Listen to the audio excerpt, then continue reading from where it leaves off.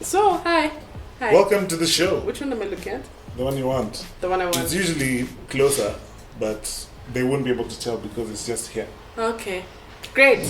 So, there's this dude who wrote a blog about B.A.K.E, favoritism, Nepotism, cousinism, all of the isms, because he felt like the blogs that were picked for the nomination list for the blogs of the B.A.K.E annual awards was like not kosher and not thoroughly researched, and there are a lot of other blogs that should have been there and da.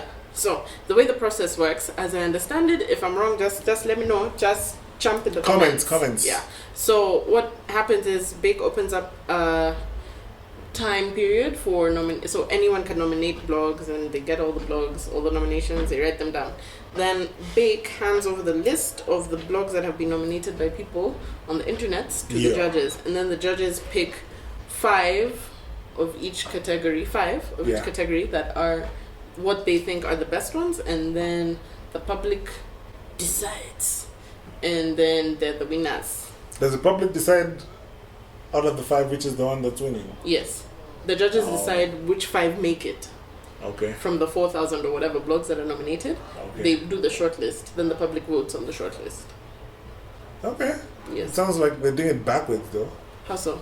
Because that means now the judges have the responsibility of going through all the 10 million thousand blogs. 10 million thousand, yes. It's really, I feel like they could do it easier, How? better.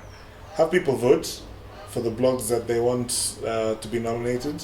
So have people nominate? Then, have people nominate. The ones with the most nominations, the top 10, can now go into the running for winning, The top 10 in each category? The top 10 in each category that have been selected by the people. Gotcha. Yeah, the ones with the most votes from the people. So you know that these are the ones that people like. Okay. Regardless of their technology or whatever the blog is about, these are the ones people like. Yeah. So out of these, you're going to have something that people will agree that this is good.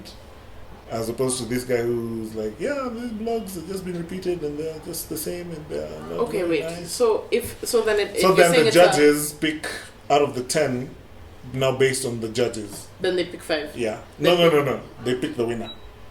I don't agree with that, only because does that then make it like a popularity contest? No. Because if you only put the 10 into the group that many people have voted for, that means it's a popularity contest. What if you have a really good blog and no one reads it?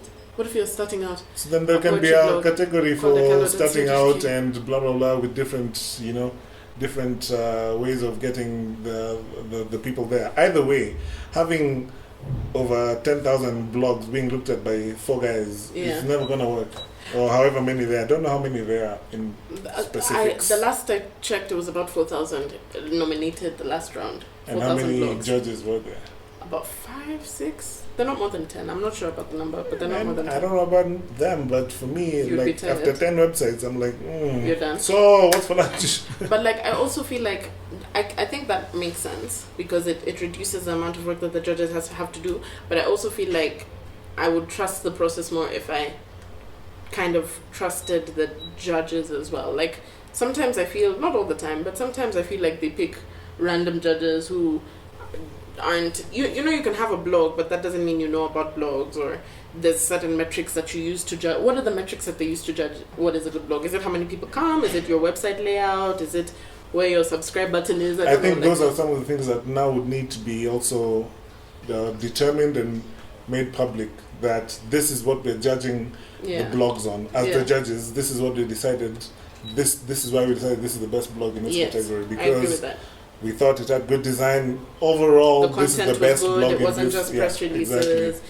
There was thought that went into it. And also, I think it's also important but they've been doing this. Like, you have a blog on the judges panel, which they do.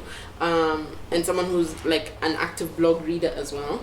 And then someone who represents, like, the general public it's just a nice blog, because it can that's just what be I'm a nice saying. blog. The public will choose. The way it is now, I feel, is a popularity contest. Because once you're in the top 5, then whoever gets the most votes wins. Yeah. But you pick the top 5 out of the most popular blogs. Then from there, you see which one has the merit. And maybe you can even give them like a veto where they say, out of these blogs, there's one that wasn't mentioned that we can add as a wild card that we feel should have been nominated as the panel of judges. Okay. Yeah. So what you're saying is we do should better, also B.A.K.E. present these ideas to B.A.K.E. at the next open day. Me, I'm not a B.A.K.E. member, so... Me, I am. So me, I will. So, yeah. So, Mombasa Maize Millers. If you haven't, just do it. Yeah. Just Mombasa go Maize onto Millers. their Facebook That's page. their They have page. all of their things all there. the ads. The 30-minute long ones. Mombasa Maize Millers, as the name suggests, they mill maize. No. Imagine. Really? It's so obvious, my friend. Anyway, they made adverts at the beginning of the year, or they released them at the beginning of the year, 2016. The year of our Lord. 2016, they released these things. My friend, they are the most hilarious and ridiculous. Like it's almost as bad as Move It, but Move It, guys. It's Move It. Woo! Move it, da da da da da da da da. Oh, it's really bad. I'll show you that one next. Okay. They have a bunch of ridiculous ads with implausible subject lines and storylines and endings that are just strange. Like there's one they end up having dinner on Nyali Bridge. And I don't mean like at a restaurant that's on Nyali Bridge. No, it's a table. They put a table on Nyali Bridge. The highway. Yeah. On tarmac. There was no carpet. No. Just a carpet table. For what? And chairs, and then Dark they carpet. ate, and then they finished, and then they walked like they were going somewhere. On Nyali Bridge.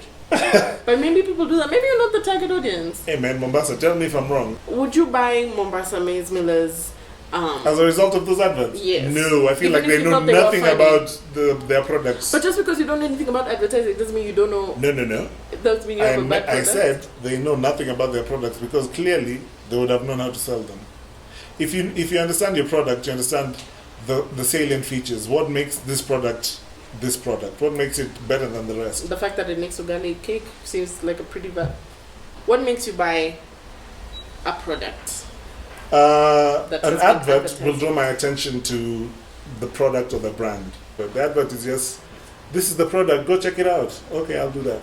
Okay, cool. Because I feel like a lot of the time, like when people are making adverts, I don't know if they're not considering that it's gonna be a really bad ad, or because there's different reasons why people make ads. One, to show people that this product is in the market if it's a new product. Two, to remind people that this is in the product. It is in the market if it's an old product. Three, to increase brand visibility so that you see it. But also, like, just because an ad is good doesn't mean I'm gonna like buy your product. Yeah, but it means you're gonna check out the product. You'll at least look into it at some point in your life. I don't know. I'm trying to think if that's ever happened. The ad is not for you to buy. The ad is so that you know it's there. Okay. But if I see your ad and it's just ridiculous, okay. When I see a product in the shelves, I'll be like, ha, and move on. Yeah. It's like, oh, that was hilarious. I remember that ad, guys. In fact, let's watch it. Unataka bidhaa. Bundles in Asia. I'll go watch it at home.